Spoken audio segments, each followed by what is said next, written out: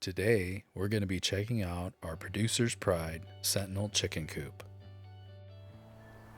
We're replacing this coop right here. It was only meant to last one season, and it was for one chicken. The mice were already chewing their way in. If you look right here, down in the corner, right there, you could see where the mice had chewed their way in through the door. It was made of really thin wood. But this little coop served its purpose. It's always good to go check one out if you could see one set up ahead of time before you buy it so you could check the quality.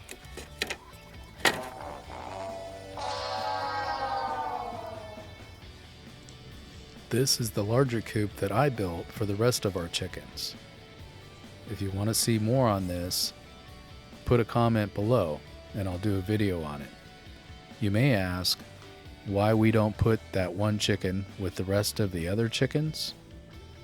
Well, it's because we have a rock star chicken. That's right, this is Ginger. She's the kind of girl the other girls love to hate. They just wanted to kick her butt. And I'm sure several of you have the same type of chicken. All joking aside, every once in a while you have a chicken that's sick or needs to be isolated, and this was a good option for us.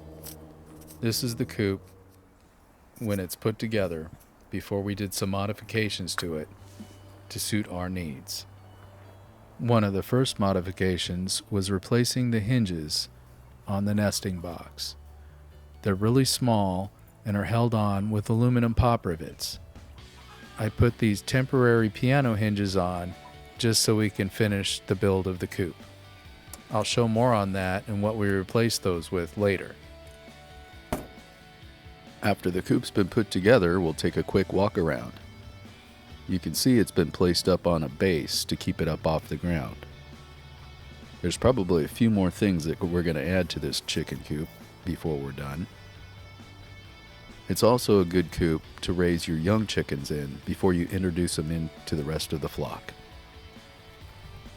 On the coop it states it will house 6 chickens, but I probably wouldn't keep any more than 3 full-size hens in here. As you can see here, it says that it's predator resistant. That doesn't mean predator proof. As the coop sits right on the ground, there's nothing to keep anything from digging under the side of the coop. So what we did is we went and got 2 by 6 by 8 foot long pressure treated wood and created a frame that we could set the coop on top of. And underneath, to keep the rodents and other animals from digging in, we used this 1/4 inch mesh screen. We used a nail gun to secure the screen to the underside of the box to help keep the rodents from digging underneath and entering the cage.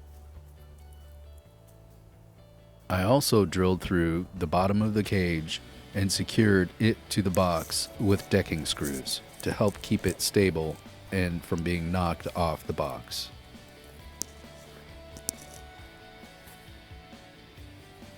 The other small modification I had to do was under here, part of the screen from the cage rubs on the bottom of the tray, so I nipped those little ends off to make the tray slide in and out easier.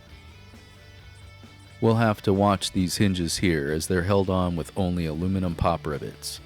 These door hinges also are going to have to be changed because we have raccoons here and they can get into just about anything. Even though these are tamper proof, I think a raccoon could still probably open these pretty easily.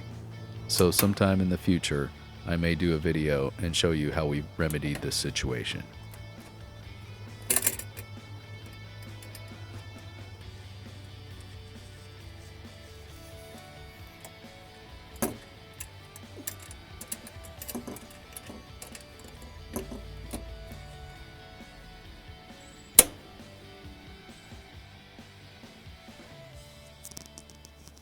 The enclosure has 1/2 inch mesh screen, which mice can still get through, so we'll have to keep an eye out and make sure that no mice are getting in and getting inside the coop. Here, at the back side of the tray, I installed a piece of wood also to keep rodents out, because when the tray was fully in the cage, it still had a space where rodents could climb in. Here you can also see a longer piano hinge that we stuck on the top of the nesting box to replace those 2 temporary hinges I put in earlier. The coop also comes with a long piece of plastic that covers the hinge to keep rain and other debris out. The hasp on the nesting box seems to be pretty good, but just the same, because of the raccoons, I use a carabiner to secure it so that they can't open it.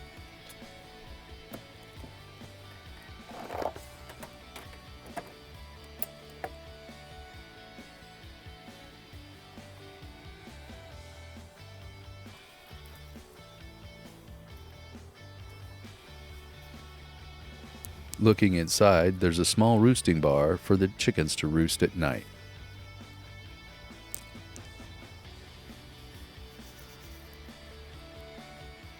After looking several places, we finally found this coop at Tractor Supply.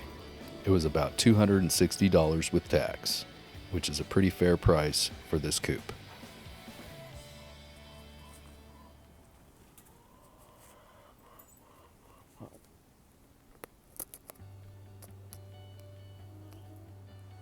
The coop comes with a pretty good rolled out roofing material